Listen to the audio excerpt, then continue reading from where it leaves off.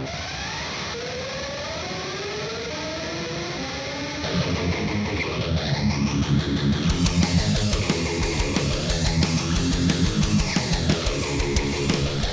lovely freaks, and welcome back to the podcast. I'm your host Amanda. And I'm Hannah. And if you're new here, hi, welcome. If you like things strange and unusual and true crime, you can go ahead and hit that subscribe or follow button. You can also head down the description box and you'll see a link that will take you to our link tree. And that'll give you access to our social media like Twitter, Instagram, all that jazz. And all that jazz. Yeah. So we almost didn't have an episode today because Hannah decided she'd take a tumble down some stairs. Yep. A whole roly-poly down some stairs. A whole flight of stairs. But she's fine. She didn't break anything. Luckily, we thought she had maybe like fractured her shin. Yeah. But just have an indentation. That's about it. Yeah. We think it's okay. She's still in severe pain tomorrow, which she's not right now. But if she is, she'll go to the doctor. But so yeah. But luckily, we have an episode for you guys, and this one is going to be a doozy. So right off the bat, I'm just going to give a full disclaimer that this is a very intense episode. If you saw the title and you know what we're going to talk about, a lot of people don't like to hear about this case. Mm-hmm. But I think it needs to be talked about also because of the sentencing and the fact that where these people are now. Because, I don't know, I won't get into too much detail, but the ending is not satisfying, I guess you could say. Yeah. I mean, didn't really. I've heard about the story, but it's been a while. Yeah. It's been a minute. When you were talking about it, I'm sure it'll refresh my memory. Yeah, and you kind of heard the ending of it. Yeah, so. It's pretty wild case. So, anywho, we're going to hop right in here because I don't have anything else to talk about. You know, we don't like to chit-chat too much, so here we go. We're going to be talking about James Bulger. This is a 2-year-old boy that died by the hands of 2 10-year-old boys. And I'm going to kind of start with the boys that killed him, you know, and kind of give backstories on them like we normally always do. And then we'll go into whatever, like what all happened and all that. So we'll start with Robert Thomas. He was 10 years old at the time of this, at the time of James's murder. Robert was one of 5 boys. 5, and then I saw somewhere where it said 7 boys. I don't know if he was one of 7 brothers or 5, but they were all boys. I didn't know that. Mm-hmm. His dad left, apparently, like him and his mom, his dad and his mom were having like troubles, and his dad was having an affair, and he left the mom for the mistress or whatever. Supposedly he like gave her like $5 basically, or £5, and because this is over in the UK. Yeah. And just left, and wow. She became a raging alcoholic. His mom did. He would also beat the dad would also beat the mom. But once he left, they moved into this really small house. They barely had any money. His mom was like a super alcoholic. He missed school so much because his mom was pretty much drunk all the time and never around, and so the kids just kind of did whatever they wanted to do. Yeah. So Robert became a thief eventually. He probably started like, you know, robbing stores for money, like not money, for food, you know, because the mom wasn't ever around, so you know, they needed to get food to eat and stuff like that. So it probably started off that way, but it finally grew eventually into just being a thief. Like, he would steal things and then go outside and either like give them away or just toss them in the trash and then go to another place and steal some more stuff. So it just became like, he was just a kleptomaniac at that point. His older brothers left the house eventually. So apparently one of his older brothers called DHS, essentially is what it would be here, but I don't really know what it is in the UK. But he called social services, and he was like saying that his mom was abusing him, and his mom was abusive and stuff like that. And so they came, and he pretty much turned himself into the authorities and didn't want to live there anymore. which I guess was a good thing because it got him out of the house. But I don't understand why they didn't investigate more into the other children, because they saw how much school Robert was missing. So they always whatever. do that. They're terrible. I don't know. Like that. I don't know how the rules are over in the UK, so I can't say. But no one out of like his friends and neighbors and friends of the mom and stuff like that, nobody ever thought that he could be like a killer or anything like that. Mm-hmm. The other boy we're going to talk about is John Venables. I think that's how you say his last name. So John, he was one of 3 kids. His parents would kind of have this on again, off again relationship. I don't know if I could never figure out if they were married. But like they would get into fights and they would separate and then they'd come back together and just on again, off again. His other 2 siblings, though, they were special needs. Mm-hmm. And so a lot of attention was devoted towards them, of course, because they are special needs. They had to go to a special school. And obviously with that, there comes asshole kids and I was going to say universe, but whatever. In the city that he was living in or county or whatever. Making fun of them. We're making fun of him and making fun of his brothers and sisters. So, he started being bullied because of that. And in school, he started acting out as well. He acted out so bad to the point where he would like hurt himself. He would like spin around and hit walls with his head and like run into walls with his head, almost like he was trying to get attention. He would also throw things at teachers, destroy property. I mean, just a lot of bad stuff. So he even tried to choke a kid one day. And he was like also abusive to his mom. The principal called the mom and was like, he tried to choke a kid to death, basically. And the mom was like, yeah, I've been having problems with him at home, like him hitting me and stuff. I don't know how old he was at this point, but I'd venture to say that he wasn't. I mean, he was old enough, and he was a little kid, even when he was 10. He was really tiny, so snatch that ass up. Like, I don't know. Yeah. I don't know what that deal was, but, and I don't know if his dad was really around a lot during that time. I'm not exactly sure. So he got moved to another school because of this, because he tried to choke a kid to death and just everything that was going on with, throwing things, hitting teachers, all that. So they pretty much expelled him from that school and moved him to another one. And of course, when they did, like all stories go, that's obviously when he met Robert. At this new school, they bonded right off the bat because Robert didn't really have a dad. He didn't really have a dad that was there a lot. He started skipping school with Robert because, I told you Robert was a school skipper. Yeah. They skipped so much school. They skipped 50 some odd days of school. Why and they were the probably parents, I don't know. They're not even 10 yet. They're probably like 8 and 9, or maybe they're 9. So they're in third grade? Probably. Yeah. How grade. The flip do you know? 3rd, 4th grade. Like, yeah. I don't understand. I don't get that. Like, I know it's not like now. This was in the 90s. So, I mean, it's not like now but I know they had to have contacted the parents. Yeah, they would have to have some kind of record. And I think, when you were in the 90s, did you, when you skipped school, they kept up with your, did they call your mom? I didn't ever skip school, but I knew kids that did. Yeah. And when they would skip school, their parents would get called. And so why even did that happen? Well, Robert's mom was always drunk. She was an alcoholic. But even if they could, even John's mom, I'm sure they called her. And we'll get to it because she knew that she knew that he was skipping. But I don't understand why they didn't call the police. Maybe they don't do that there because here, if your kid misses so many days of school, not only do they fail, they call the truancy officer, and you go to jail because your kid's not in school.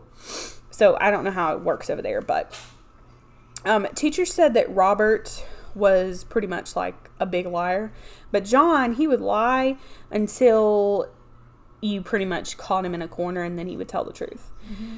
So a month before James goes missing, one of the brothers of Robert, his name is Simon, he was his little brother, he was at the mall, and apparently, I don't know, he walked to the mall from this little canal area, and we'll get to the canal and where that is and all that, but he walked to this mall, the same mall that James was abducted from, and we'll get there.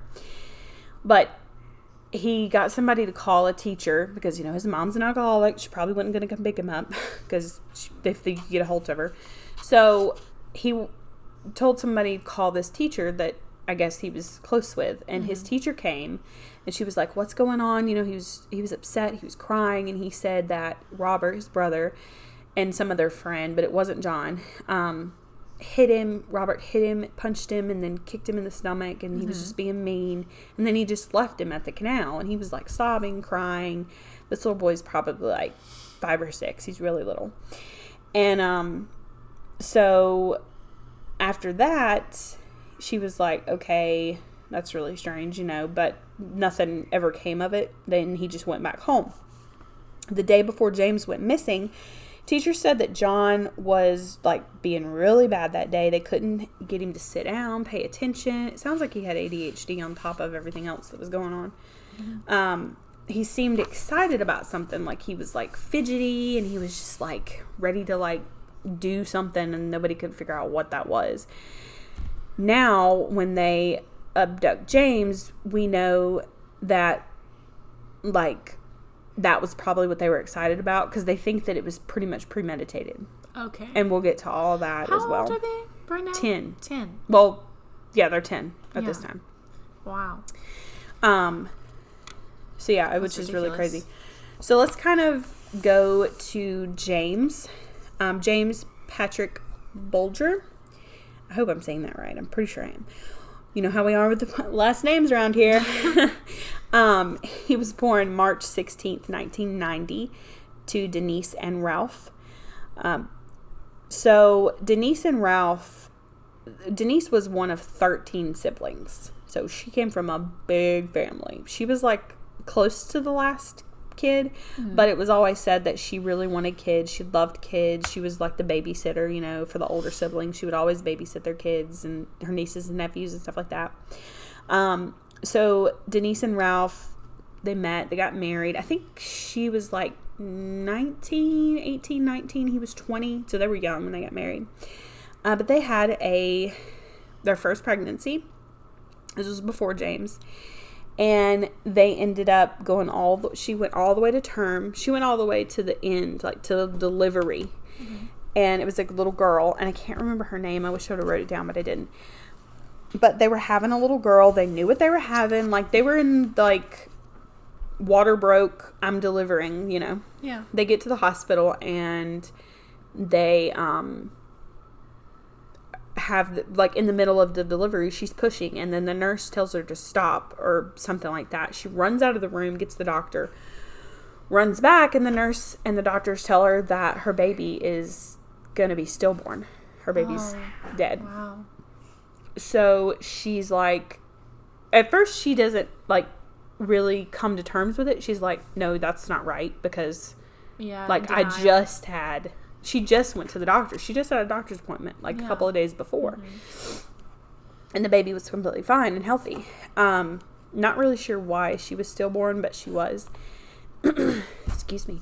And so, yeah, she has a stillborn baby. And then not too long after, I think it was maybe a year after or so, she got pregnant with James. So James was like her miracle baby. I mean, this was the baby, like once he was born, a lot of people said that she would barely like take her eyes off of him. She would never, you know, go anywhere without him, and rightfully so. I mean, I can understand that. Yeah, understandable. So the day that they decide to go to the mall, this mall is kind of like, it's kind of like not a flea market. It's like an outside strip mall. So there's like Target, there's a butcher shop, there's whatever you need. I mean, there's a jewelry store, there's purse stores, like there's everything. So it's like a strip mall, you know, different shops, different things. Her and her sister-in-law decide to go, and in a book, she has a book that she wrote, Denise does, about you know, all this and dealing with James's death and stuff like that. And the book is called I Let Him Go, and it's a really good book. But I read some of the Cliff Notes, and you know, of course, I got this from other interviews and newspaper clippings and all that. So everything was stitched together. But in the book, she says that her sister-in-law, they were going to the mall, and she was going to get this stroller, but they had like a lot of groceries to get. So her sister-in-law was like, hey, she was standing there and she was like, man, do I want to take this big bulky stroller? I don't know if we're going to have room if I put this in there, you know, where we're going to put the groceries. And her sister was like, hey, don't worry about it. Don't take the stroller, because you're right, we're going to have groceries and shopping and things like that. We're going to have to put in there. It was a Friday afternoon, so she knew it was going to be busy, and she just didn't want to have to like stand there and do all this stuff with the stroller while everybody was waiting and just whatever. So she decided to leave it there. And she says in the book that that's like one of the things she had to come to like terms with, because if she would have taken the stroller and he would have been in the stroller, they wouldn't have been able to abduct him. So that's just something I thought was really heartbreaking. So when they get to the market, I believe she's at the butcher shop and she's buying, you know, stuff that she needs. And she's got him. This is how quick it takes for anybody to steal your kid. I mean, much less another kid, because they're 10. But anybody can snatch your kid up in a split second. She was standing at the counter. She had James by the hand. She had her wallet in the other hand. And the woman tells her how much it is or whatever. And she goes to let James's hand go, dig through her purse to get the money, hands it to the lady, looks back down, and he's gone. Wow. Yeah, that's how quick it took. So it's split second. So in that split second, she runs, you know, trying to find James. She's looking around. She's frantic. She thinks, okay, he just probably wandered off. He just probably walked off for a second. He's right around the corner, you know, whatever. I've been in those situations where I couldn't find my kid for like a split second because they like walked around the corner or something, and your heart sinks to your ass and you're just like, I'm gonna die. That's the thought process that comes through your head. I remember one time I couldn't find Adeline, my daughter, we were inside. We were in our own house, but it was when we had just moved into this house, and she would go outside at the back by herself some. But we have a big fenced-in yard, so I really wasn't worried about it, but I couldn't find her out there. I couldn't find her in her room, and it was in the morning. I was like, where the hell is she? I was freaking out thinking she walked in the front yard and someone took her or something, but come to find out she was like hiding in her closet. But yeah, so kids do that. So that's what she thought, you know.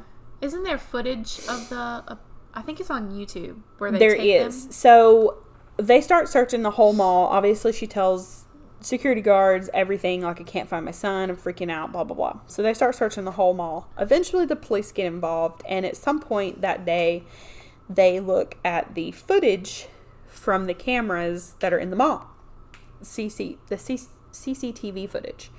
So this footage is not great. I mean, it's not like now. This is in the 90s. Keep that in mind. So it's kind of grainy. You can see it. You can find the footage and the pictures on Google, YouTube, all that.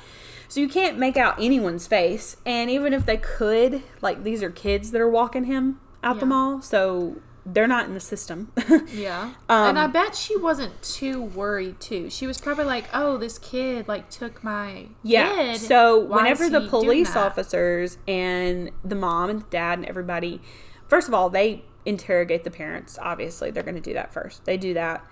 They're free to leave. You know, they're cleared of everything.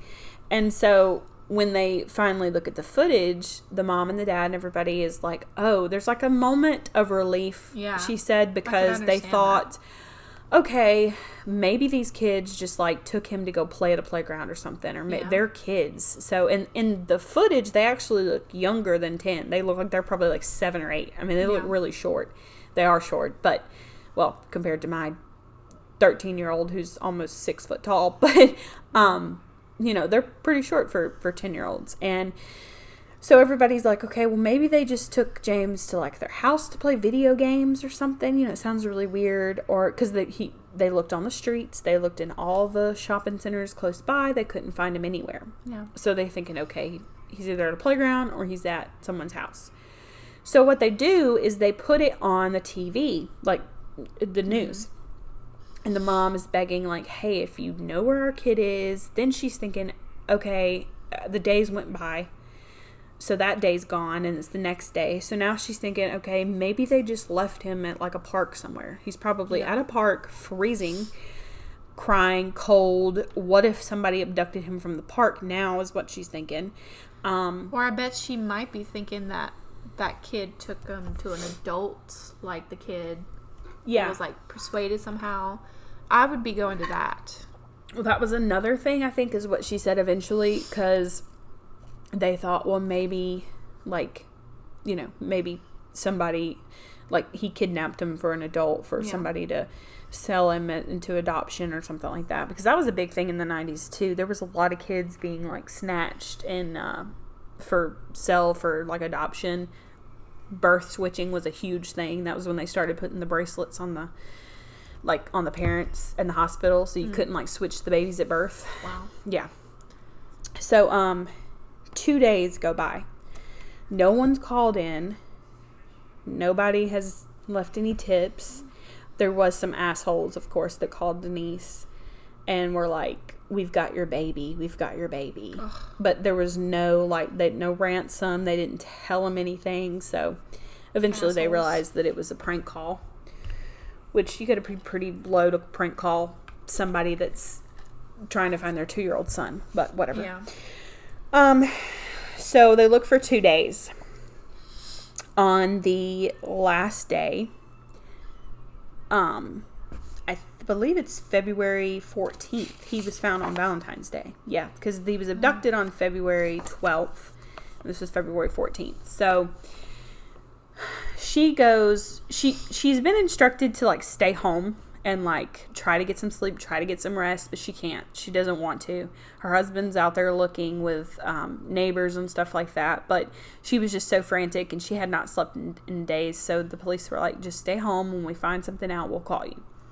So little did they know, about 3 miles away, there was some boys, like, hold on. Excuse me. Like a 14-year-old, 15-year-old, 13-year-old just walking on these railroad tracks. This was about 50, 60 yards from a police station, but it wasn't the police station. It was just a police station. So it was in a different, like, area, not a different county or anything, just a different area. So they're walking on the train tracks and they see this body. Mm-hmm. So they take off running to the police station. It's right behind them.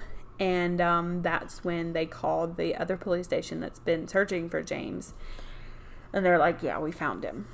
So the mom, she finally got one of the lady police officers to let her kind of ride around in the car with her to search for James. On the way to go on their search, she hears on the radio, I think the radio, the dispatch said, you need to turn around. Turn off your radio and you need to turn around and come back. And so Denise is thinking, okay, what does that mean? They got my kid. Like, they found him. Yeah. You know, they can't say, they don't want me to know anything. Maybe there's some details they don't want me to know, but they found him. So they get back to the police station, and eventually the police officers walk over there and they tell her, you know, we found James and it's not good. Yeah. She said at that moment that she, like, blacked out. Like, she doesn't remember anything.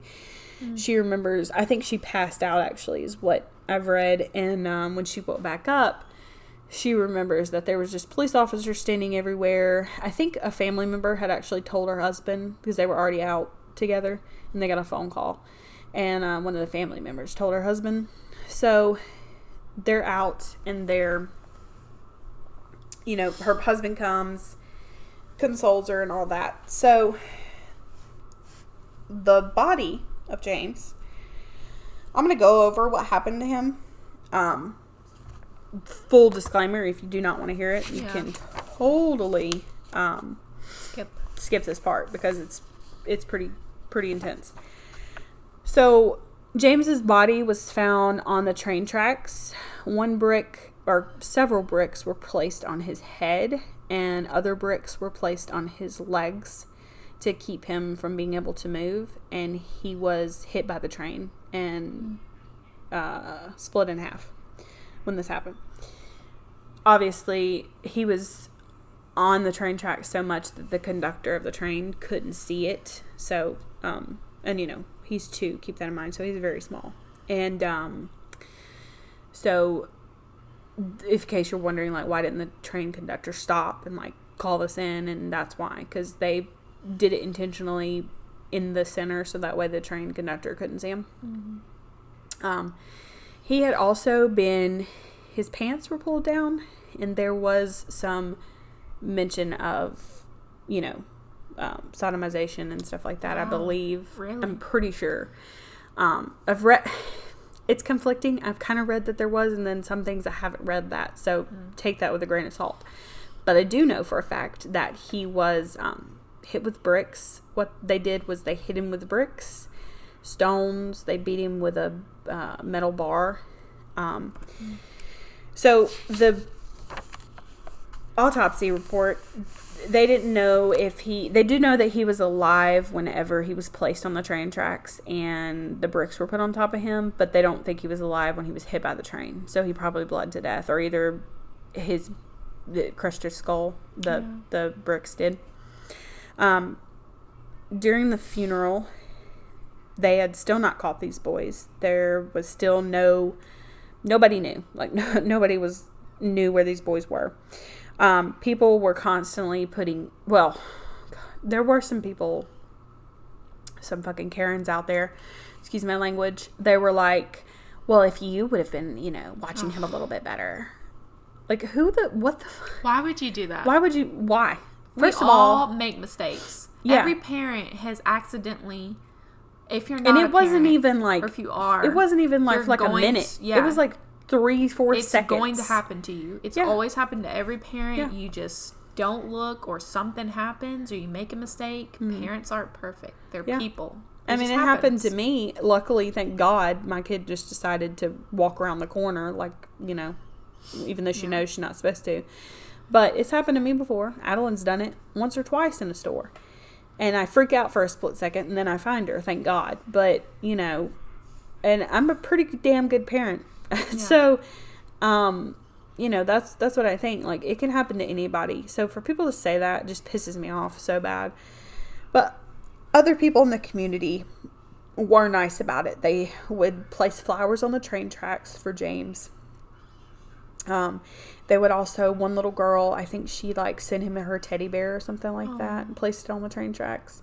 So it was super sweet. Little did they know, though, there was also a 10-year-old boy in the area that was laying flowers on the train tracks for this boy, for James. Are you serious? Come to find out, it was Robert who was going and laying flowers on the train tracks every day when people started, you know, doing that. Yeah. So, police are still looking for the boys. They know that it's boys, but they don't know, you know, who they are because of the footage, and they're 10, so I mean they're not in the system. Like I said, so someone calls. This is crazy. Someone calls the police station, and they're like, it's a mom, and she's like, I think that my son is the killer, and they're like, okay. So to make a long story short, because it's kind of a long one, and I'm not going to go into too much detail, but this boy, he came home with like his jacket all dirty, and he told his mom he had been at this particular mall. Yeah. And he was like, yeah, my jacket's dirty. So he was washing his jacket. This boy was like 13 or something like that. I'm not going to mention his name because he was in the press enough. They tried to keep it quiet, but somehow they found out that the police were at this boy's house. And the media was like out there instantly. And then the dad, like, once they get him back to the police station and they interrogate him and all this stuff, the dad is like, I know you killed this boy. Like, like, he's a dick about it. Damn. And come to find out, after talking to teachers, talking to eyewitnesses, this was not the boy. Plus, he was there on Thursday and James was abducted on Friday. Yeah. So this poor boy went through all that. I'd be pissed at my mom and dad too. And so yeah, it's just crazy. Also, I want to say another thing. I forgot to mention this in my notes, but I just remembered it. there were so many people that saw James walking with these boys. So after they left the mall, they're walking to the canal. They were going to walk to the canal, and what they were going to do was they were going to make James like lean over and look at his reflection in the water, and they were going to push him in, and he was just going to drown. Yeah. Like that was how they were going to do it, like accidental drowning. I don't know how they go from that to beating someone to death, but whatever. I think what happened was they kind of got mad at him. They were like, they called him like a little baby and stuff like that because he wouldn't look over into the water, and he was like crying, and he was like, I want my mommy and all this. Probably. And so they started beating him up that way is what I think happened, or what has said was what happened. So aside from that, they're walking and they stop at a store. Some sort of convenience store. And this little kid's crying. He's saying he wants his mommy. And he's got a gash on his head. Because at this point, they had already, like, hit him a few times, I think. Oh, my God. And the gas station owner or whatever is just, like, different people have asked them, like, oh, who is this, with you? And they're like, oh, it's my little brother. Oh, it's just my little brother. Yeah. First of all, if I didn't know Isaac, my kids, and I saw I saw a boy walking with a little boy, whatever, and he was crying, I'd be like, why the hell is he crying? Where's your mom? Like, let's get a hold of your mom. I would understand them not asking, like, why are you with him? But I would be like, hey, why are you crying? Like, what's wrong? What's with your... Because the 2-year-old would be like, I want my mommy. Yeah, my mind would go to the parent, but even though, because I wouldn't go to the kids, because you just can't think, I can't even, like, wrap my head around, you're telling me this, and I, like, can't wrap my head around a kid doing that. A 10-year-old? Yeah. So I feel like if the kid was crying, you need to ask, like, what's going on? What's wrong? And he would have been like, yeah, my mom, I don't know these kids, and my mommy. He probably would, he probably would have said that. Because it was also said that James... Like, oh, okay, well, let's call 911. It's also said that James was, like, very smart for his age. He was, like, he was a 2-year-old that talked like a 6-year-old, and he was very intelligent. And so, he wasn't just saying mama, dada, and all this stuff, he was walking, talking. So, yeah. A couple of days later, after this boy that was accused, they realized he wasn't the one. They got a tip from a family friend of John's. So this family friend called in and they said, hey, I remember seeing John skipping school that day with a guy named Robert, or a boy named Robert. Yeah. And he also came home that night, or that afternoon, and he had some blue paint on his jacket. So what that is they actually, I don't know how they found blue paint. I don't know where it was, but they poured blue paint in his eyes, in James's eyes. Oh my gosh. So he was like, while he was still alive, fully alive. And so the blue paint got on John and Robert's jackets. Yeah. Which is kind of a good thing because that was what essentially led them to them because, they probably wouldn't have, if these kids would have just denied it, they probably would have never had evidence enough to, do anything. So they, excuse me. So they go to John's house, and they go to Robert's house.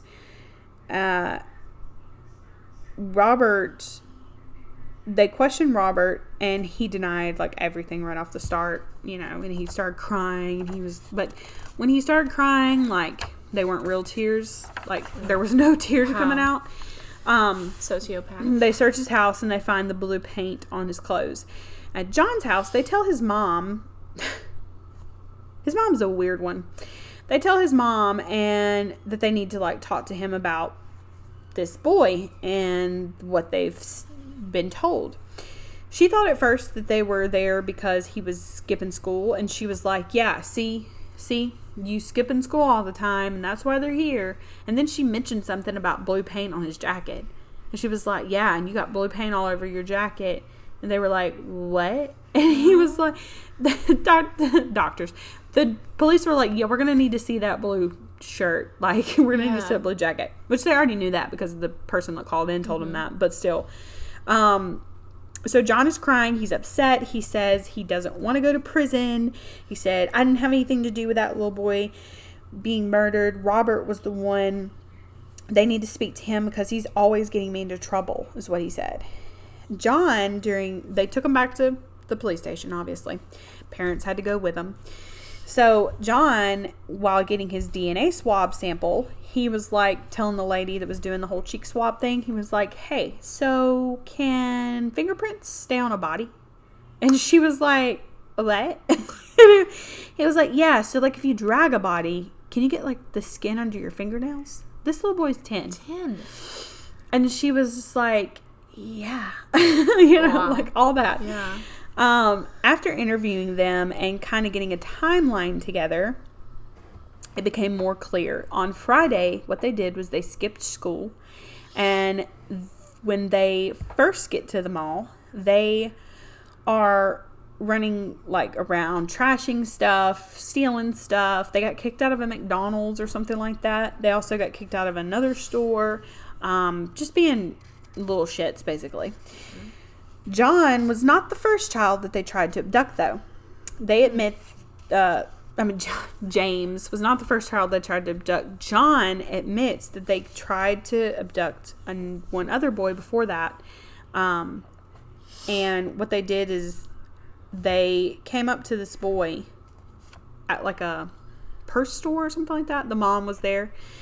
And the mom later, after she realizes everything, she said that she first saw these kids like talking to her little boy. And she was like, okay, that's weird, but whatever, they're kids. And so then she said she heard the little boy say, is this the one we need to take? And she was like, okay. She thought they were going to steal purses or steal something. So she was like, okay, I don't want my kids in this environment. Let me get them out. She was like, all right, come on, kids, let's go. And so they start walking out. Well, then as she walks out, she turns around and she realizes her little boy is not with her. I think this little boy was like 1 or 2. He was really small. I think he was smaller than 2. I think he was 1. So she's like frantically looking around. She's like, okay, where did he go? So she's looking around and she sees these little boys, these 2 little boys, and they're like crouched down and they're going, come on, you know, and they're like, you know, like playing a game, like run to me. And then he would run to them and then they would run back and they'd be like, come on, run to me some more, you know, trying to lure this little boy out of the store down the way. So the mom sees them and she's like, hey, what are you doing? And the little boys just like take off. They like run away. Okay. So she later on this mom says that she wished that she would have said something, but she had no idea that would have been the case. You know, I mean, these are 10-year-old boys. This is not something that happens every day. If it was a grown man, you'd be calling the cops. But 10-year-olds, you're thinking, crazy kids, get out of here. So then that's when they go to James.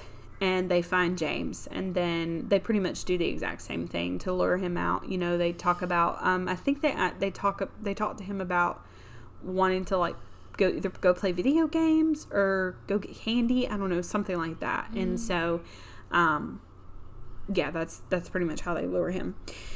So they kept the media from seeing the kids, John and Robert.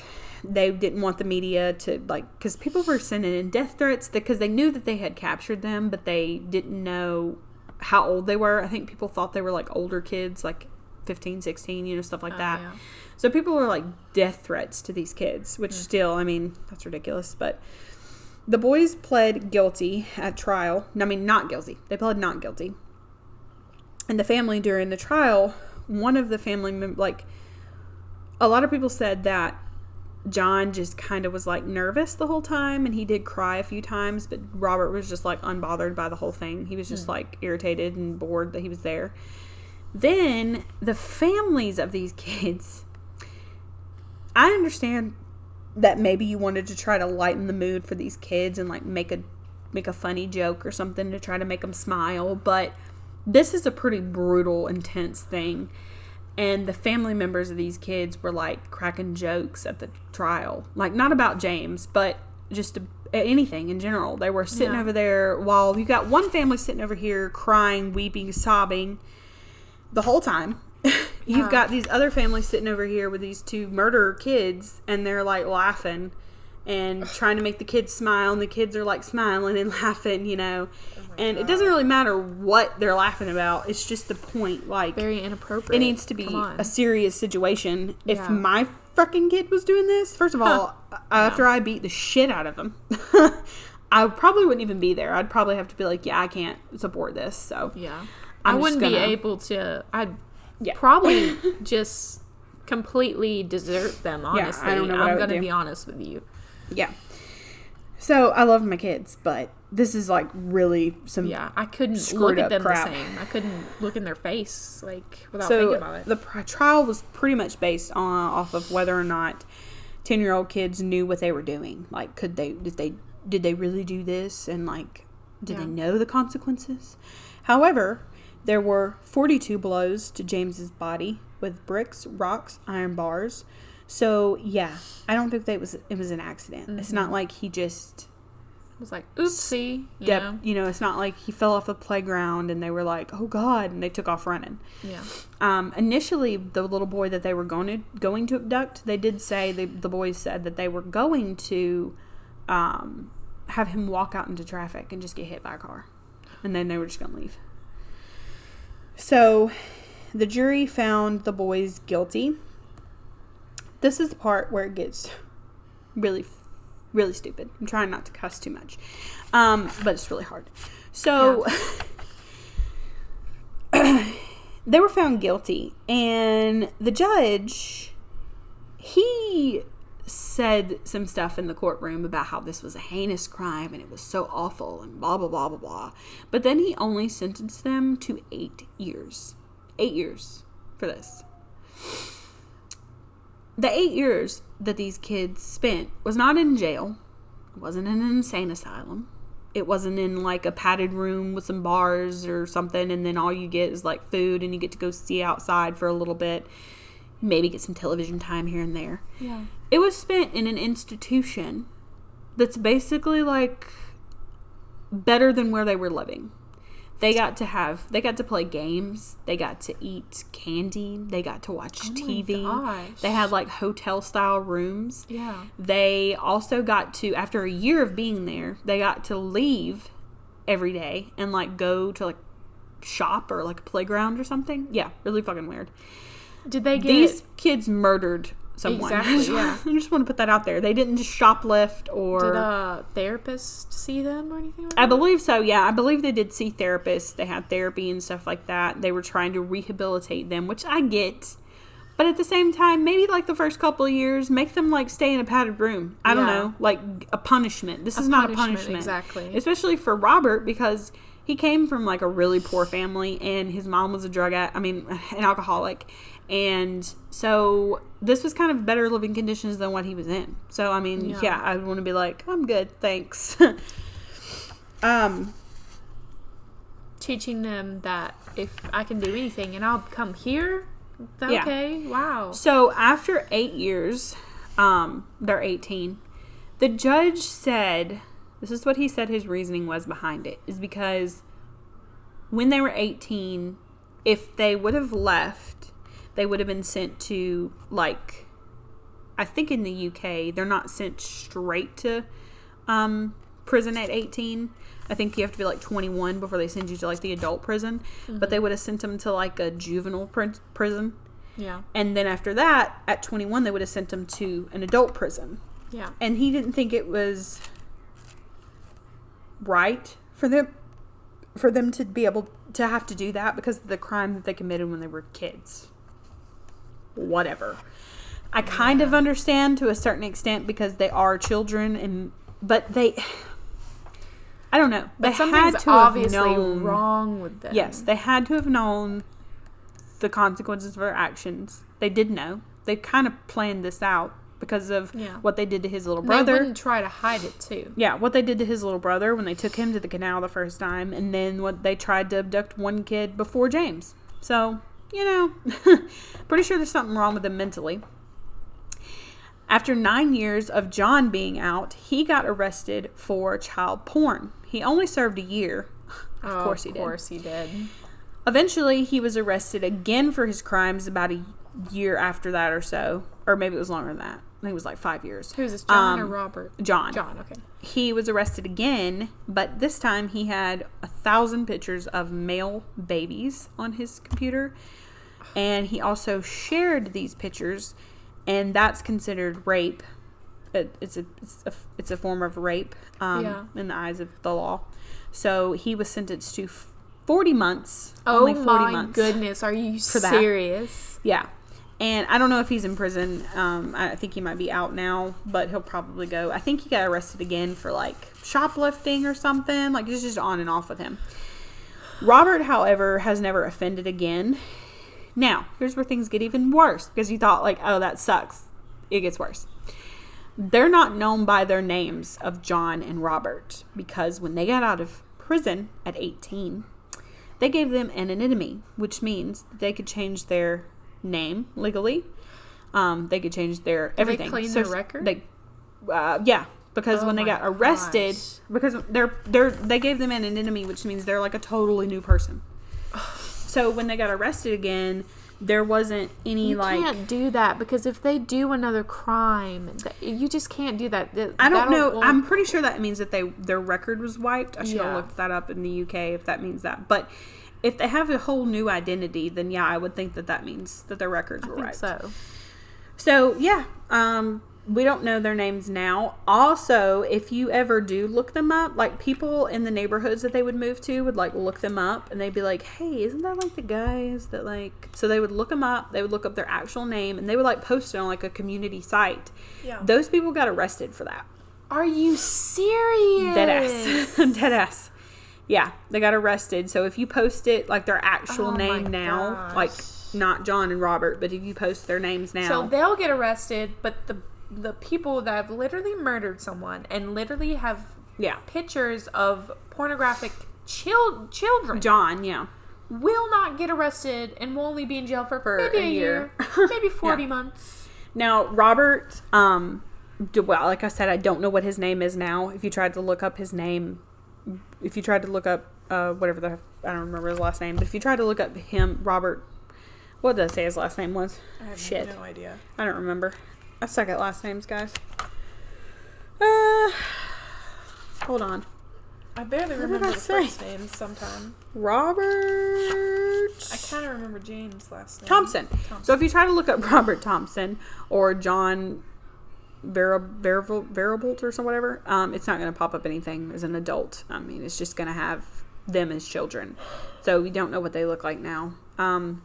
But good for Robert if he did actually get therapy, get, his help that he needed, get his life in order.